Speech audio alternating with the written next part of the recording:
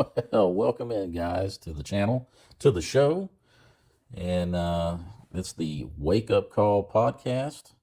I'm Mike from VentureCast on this beautiful day after St. Patrick's Day. Let me know in the comments. Are you one of those folks that celebrate St. Patrick's Day? I totally forgot, to be honest with you, that it was St. Patrick's Day, but I started seeing all this stuff pop up in my feed on YouTube. And but yeah, March 17th, but today is March 18th. Didn't really, I did drink some beer. Didn't drink any green beer. All I had at the house was some Miller Lite. But don't worry, I was wearing green, so in case anybody was wondering. So no pinching here. But I hope everybody's doing well. Hope you guys been having a great week. Had a great week so far. And we'll go ahead and jump right into the podcast. Now, this is episode 2, of this new podcast that I started.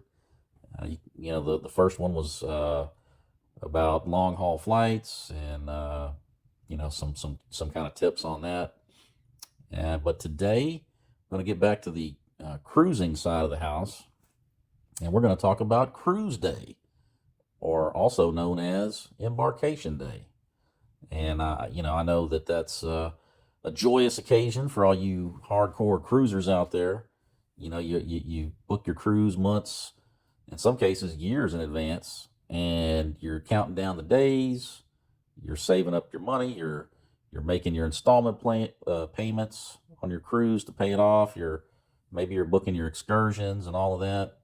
You're waiting for that day when you can jump online in the middle of the night for check-in. You get that early check-in time, that early boarding time. And so it's just a lot of anticipation, a lot of build-up. And then finally the day comes when it's Cruise Day, and you wake up and head on down to the cruise terminal. So I guess, so what I wanted to talk about is, maybe some Cruise Day rituals, Cruise Day preparations, things that you do when you're on the ship on Cruise Day. And hopefully, maybe maybe there'll be some tips in here. Maybe we can share some stories. Maybe some other folks can chime in the comments on their strategies for having a good cruise day, a successful cruise day. So without further ado, let's get started. And so for me, when I think about Cruise Day, obviously it's like I said, it's one of my favorite days. It's a lot of excitement. It's a lot of, but it can be stressful. There could be some stress involved depending on where you're sailing out of and what time of year it is, and how you have to travel to get there. For me, I live close to the Galveston. I live close to Galveston, and so that's where I have sailed most of my cruises out of, mostly Carnival and Royal. And so usually it's pretty simple. I leave the house, drive down, take one of the toll roads down there, and then just park my vehicle at one of the parking garages, and catch the shuttle over to the terminal. And it's real easy. I've got it down. I've got it down to kind of a ritual. I know there's certain parking lots, parking garages that I go to, and so I'm pretty comfortable with it. And I know what time I need to wake up, and I know what time to leave the house to get down there at a certain time. So no big deal. But I have cruised out of Seattle. I've cruised out of LA. I've cruised out of Mobile, Port Canaveral, and so when I'm cruising away from Galveston, that adds some extra stress, because I gotta coordinate myself, get to the airport, and make sure I get fly into wherever I'm going early enough, so then I'm not missing my boarding time. I'm leaving myself some room. Some occasions I'll fly in the day before, and which I actually kind of recommend. If you're And this is like one of the first topics for debate. And let me know in the comments what you all do. But I think I would, if I was giving advice on somebody, I would definitely say fly in at least one day before the cruise, because we all know how things go, especially with the airlines, and especially these days. For some reason, there's a lot of delays, a lot of cancellations. The weather plays into it, depending on the type of year or time of year. So that's why you want to build yourself some extra time to get to the port you're sailing out of before cruise day, in case there is a cancellation or a delay. You've got some time to get book another flight, because the ship's not going to wait on you. They're when it's time to go, they're going, with or without you. So I know a lot of people. I think a lot of people go with 2 days, so that way they give themselves some time to explore the port, which that's not a bad strategy either. You get there 2 or 3 days before and go see the sights. It's almost like an extension of your cruise. You're extending your vacation a little bit. Um, so yeah, that's kind of the first part of it for me. Is once I book the cruise, once I decide which cruise I'm going to go on, which cruise line, which cruise ship, which port, which itinerary, then I start making my arrangements. How am I going to get to the airport? Am I going to take an Uber to the airport? Am I going to park my car at the airport? Which airline am I going to fly? Uh, am I going to get in a day before, 2 days before? And then when I get there, where am I going to stay? Am I going to stay at a hotel close to the terminal? Um, am I going to see some sights while I'm there? So that's where it kind of starts for me. And then obviously the next step is your boarding time. And I know a lot of people. I think most people that I talk to, they want to get that early boarding time. They want to get on there as soon as possible. And I don't necessarily blame them. Cruises can be expensive. And especially if you're traveling with a lot of people. If it's a family of four, five, six. Usually I'm by myself, so I'm only, my costs are probably a little bit cheaper, but regardless, you are paying for that cruise, and it could be thousands, many thousands of dollars. And so why not? Why not get on there, as soon as possible, so you can start enjoying the cruise ship. You can explore the different attractions. You can scope out where the best loungers are, sample some of the restaurants, and kind of get the lay of the land and start organizing what you're going to do for the rest of the cruise. So I can definitely understand the logic in that. Myself, I try to, I can go either way with it. To be honest with you, I mean, yeah, getting on earlier gives you a chance to explore a little without so many people on board, and that's always nice. But on the flip side, you get on later, you don't have to wait for your cabin to be open. You can just go straight there and drop your bag off, and get right to it. But again, hey, you can let me know in the comments what's your strategy for that. Um, like I say, I can go either way, but I typically try to go for that early time, because I do like to walk around without so many folks on board, and that way you can kind of get a sneak. It's kind of like a sneak preview, and you start to figure out what you're going to do for the rest of the cruise. You're going to book this restaurant for specialty dining. Which pools are you going to hang out at? Where's the best bar at? That kind of thing. And so, you know, once you know your boarding time, that could better inform your flight selection, probably. If you want to try to, but there again, it's you probably should fly in a day early, regardless of what your boarding time is. I know some people like to push it; they like to gamble with that. Try to fly in the day of, but especially if you've got that early boarding time. But yeah, So that's where it starts for me, is the preparation and the boarding time.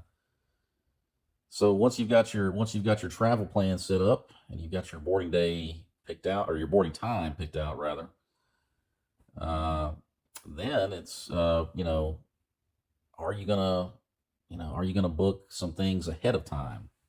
You know, because there's some different schools of thought on that. I know some like, for example, drink packages.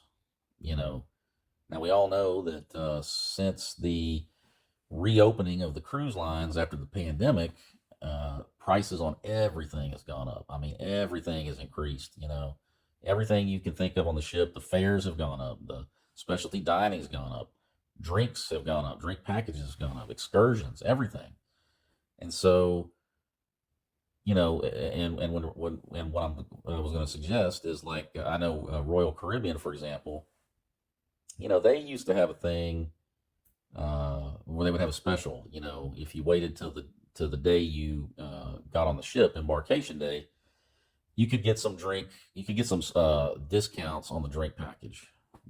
That's something that they used to do. They used to do a buy one get one. So if you were a couple traveling together, one of you could buy the drink package, and the other one would get it for free. And that was a great deal. I don't know that I think they stopped doing that. I haven't the last couple of Royal cruises. I haven't noticed them doing that, but they were doing it for a little while. But that's something. You know, getting back to the preparation of cruise day. Some people wait to the day they get on board to book things, drink package, excursions.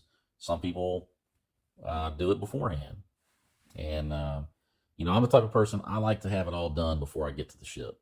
I don't want to, like, when I get to the ship, I don't want to have to worry about, well, gee, I need to book this, I need to book that. And so, I kind of do all that stuff beforehand. If I'm going to get the drink package, I book it beforehand, excursions. Plus it gives me something to do in the interim between the time I book the cruise and the time I go on the cruise. It's kind of like a little, gives me a chance to pretend like I'm doing something. Keeps my mind occupied. I can try to plan things out for the cruise, and that's kind of the fun of it, for me. But so that's something to consider. Are you going to book things now?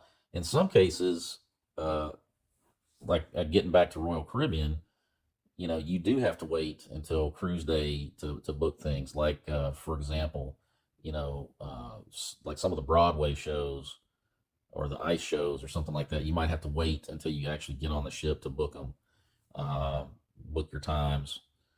The Flow Rider, the little surf simulation machine that Royal Caribbean has. You might have to wait until you're actually on the ship to book a time slot for that. Like the iFly machine that they have, that's the skydive simulator that Royal Caribbean has. You might have to wait until you're actually on the ship to do that. And so, there's some things you can do, you can book beforehand. There's some things you have to wait. So, but that's all part of cruise day. Okay, so moving on. I know for me, and I know for everybody else. Um, well, I mean, there's no getting around it. It does apply to everybody, and it is, taking care of your muster station. That's a big deal. It's a safety issue. The cruise lines have to comply with that. Um, it's just something, just one of those things. And I know that for those of us that have been on a lot of cruises, especially since the restart from the pandemic, they actually changed the way that they did the muster drill, muster station, if you will. Because before, you used to have to go through the whole rigmarole of the ship pulling away, and then they would shut everything down, and everybody would have to go actually to the muster station and stand there. And sometimes it would, if it was outside, it could be hot, and it was just, it was a real kind of a hassle, if you ask me. But since the restart, and in an effort to I guess, cut down on people congregating together, crowds gathering together. They wanted to have the whole social distancing thing going on. They started letting you, you know, watch a video, to take care of that, to meet that requirement. Uh, and you could go to your muster station right away as soon as you get on board. And it would be like in little small groups of 2 or 3 people. They would give a quick little spiel and then scan your card, and then boom, you're good to go. Uh, Royal Caribbean, I like the way they do theirs, where you can actually, because I've actually watched uh, all the training videos on the app at my hotel the morning of the cruise before I even get on the cruise ship. And then once I get there, all I have to do is, get my little card scanned, and I'm good to go. Um, so yeah, muster station. That's one of those things. Like I said, it is a requirement for everybody, and so I highly recommend taking care of that as soon as you get on board. I mean, you have to do it no matter what. You have to do it. So why not just take care of it right off the bat, and then you're free to enjoy the rest of your cruise without worrying about it. And they have your muster station printed on your boarding pass, and then they have a lot of crew members standing around, and you can just ask one of them, and they will be more than happy to direct you to where your station is. And you just get it out of the way. Um, so yeah, it's that's just kind of the I've just made it part of my cruise day ritual to knock that out first thing, and then I don't have to worry about it anymore. But it is important because they'll start calling names out. They will actually start. I know on some cruises I've been on, they'll call names. And I don't know why. I'm not sure why people are so resistant to getting it done. And I understand. It's exciting. Um, Cruise day is exciting. People have been waiting a long time, and you get on board, and maybe you start having a few rum punches, and maybe you just, it just kind of slips your mind. But that's why I say do it as soon as, make it, just put it in your mind, and put it part of your getting on the ship checklist, knock it out right off the bat, and then you are done. And and while we're speaking about cruise day excitement, and I know we were talking about earlier, cruise day can also be pretty stressful, because of travel arrangements, and you're trying to make sure you got all your documentation together, and all of that.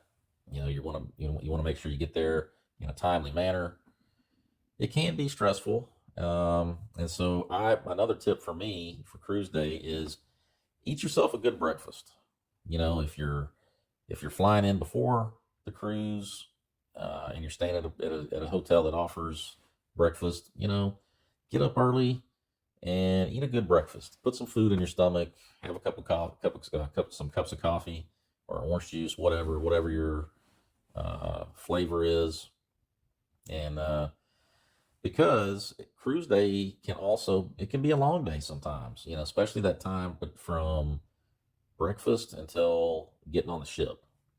It could be long, and you're running around, you're rushing around, maybe your adrenaline's up, your stress level's up a little bit, because like I say, you're trying to navigate from the hotel over to the terminal and get checked in and make sure you have all your documents, and then get your luggage onto the ship, and get on the ship, trying to find your muster station, and then trying to figure out where your cabin is and where all the different attractions are that you want to see. And you know if you try to, I've found that if you try to do all that on an empty stomach, well, number one, you might work yourself into a little headache to kick the cruise off, and that's just terrible.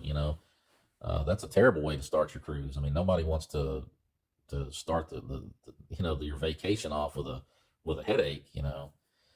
So that's just my little friendly tip. Eat a good breakfast, put some food in your stomach, and then that way you've got some fuel to burn to get you through a very exciting cruise day. Now, something to be aware of if once you do get on the ship, is the cabins are generally not ready to go. Especially if if you've got one of those 10 o'clock boarding times, then you're probably not going to be able to get into your cabin right away. Unless you have a like some people have, if they book a suite, sometimes the booking a suite will give you access to drop your bags off, and you know, but for most people, you do have to wait, and they will actually seal off those hallways. They have doors to restrict access, and they'll have those shut off until a certain time. Sometimes it's noon, sometimes it's 1 o'clock, sometimes it's 1:30. But because the crew, the housekeeping crew, the cabin stewards, I mean, they got a big job. They have to get all the rooms ready. They have to get them cleaned out. They have to get everything configured right. Because some rooms, the passengers may want to have two twin bed, the twin beds. Sometimes they want the big queen bed, or the two twin beds put together. Um, Sometimes you pre-order stuff like water to be put in your room. They have to take care of all that, and it is kind of a big deal. So yeah, they need that extra time, and so that's why you can't get in there right away. And usually the cruise director or the captain or somebody will make an announcement to let you know when those cabins are open. But that's just something to be aware of, because if you are one of those people that you bring your own luggage on board, you don't drop it off with the porter curbside, you are going to have to lug that stuff around with you all day. And so it's just, like I said, it's just something to be aware of. I know for me personally, if it's a 7-day cruise, I usually have I have a suitcase, and then I have like a little small backpack with just whatever I'm going to need for cruise day, documentation, that kind of thing, cameras maybe, and so I will drop my luggage with the porter, and I give him a tip, $5, maybe 10, just depends on the situation, and it just gives me more freedom to move around, and I don't have to worry about it. They make sure that my bag makes it to my cabin in time for sail away, and then I've just got my little backpack, and that way I'm not having to lug around some luggage all day. It just makes it a more enjoyable experience for me, and I'm not having to navigate narrow hallways, pulling a big suitcase behind me. So that's something to consider. And then once you've checked in onto the ship, you've made it onto the ship, you did your muster station, you took care of your luggage either beforehand or you're taking it with you on board, and then finally they open up the cabins so you can go drop your luggage off. So one of the things that people like to do is go eat, because like I say, it can be a long time. It's a stressful day. You're rushing from one point to the other. You're trying to make sure you get on the ship on time, got all your documents in a row, you find your cabin, you go to your muster station. So doing all that, you're probably going to work up an appetite by the time 12 o'clock, 1 o'clock rolls around. And so that's another question for the comment section is what's your go-to for getting on the cruise? If you're a Carnival cruise, if you're a Carnival cruiser, rather, do you go for guys burgers? Do you go to the buffet? Are you a guys pig and anchor person? What do you like to do? What do you like to eat? Uh, Me personally, I think a lot of times I will just kind of swing by the buffet just for something quick. Um, but I know when I sail Carnival, a lot of times I'll get a guy's burger. But it just depends, because sometimes that guy's burger line will be just ridiculous, and so I kind of get a lay of the land. And if I see that there's just too big of a crowd, then I'll just go grab a quick plate at the buffet. But just curious to know what you guys do for your cruise day first meal. I know some people are very ritualistic about it. They got to have that guy's burger first thing. So yeah, just let me know in the comments. And then finally is sail away. That's usually the culmination event of cruise day, is the sail away party. Now, I know every cruise line does it different. I think, when it comes to sail away parties, one cruise line that comes to the forefront in my mind is Carnival. I think it's just widely known and accepted that nobody does a sail away party like Carnival. I mean, they really, you know, that's just a mainstay with them. And so, are you a sail away party type of person? Do you go down and join in the line dancing? Let me know in the comments about that too. I myself, sail away parties. Sometimes I'll go. Sometimes I like when I sailed on the Jubilee last time. That was the second sailing, so I was curious to see how the sail away party was going to be. And it is fun. It is enjoyable to hear the music and see everybody jumping around and the line dancing and see the fun squad do their performances. It does help you set the tone, set the mood for a good cruise and have a lot of fun. Gets you, it sets the vibe, if you will. And so sometimes I like to do so, but there's other times when I just like to go and just watch instead of being at the sail away party, I like to go find a good spot to watch the ship heading out, to see all the sights in the port. Uh, for example, when I went on my first Alaska cruise, I sailed out of Seattle, and Seattle is a very beautiful city anyway. And for those that have sailed out of there, you probably know exactly what I'm talking about. It's a very scenic city to sail out of. Like I said before at the beginning of this podcast, I sail out of Galveston, and there are some cool little things to look at on the way out. But I know I'm probably gonna maybe upset some people in the comments, but we don't have the pretty beaches that a lot of these other places have. There's not a whole lot of beautiful scenery. I mean, there are some. I'm not saying it's just downright ugly or there's nothing to see, but it's not like a lot of other cities that you sail out of is what I'm trying to get at. And Seattle, for me, was one of those really beautiful cities with the city in the background, the mountains, the trees, just very very beautiful to look at. And so I wanted to get to a good vantage spot where I could watch the scenery go by and do some filming, get some pictures and whatnot. And so, I'm kind of 50-50 on it. It just depends on the mood, I guess, when I set foot on board the ship. So I think that pretty much covers cruise day. At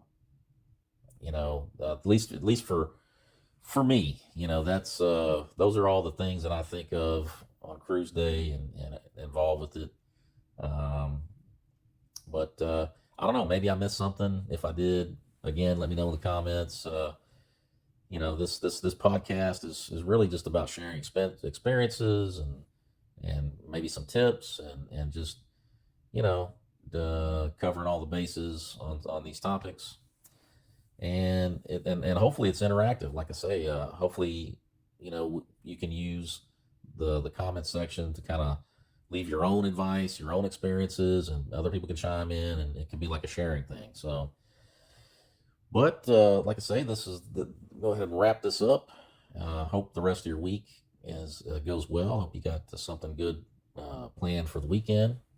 Hope the weather holds out for you. Hope I know we've been having some really terrible weather in certain locations across the country. Hope everybody's staying safe, and I will see you on the next podcast. Take care, everybody.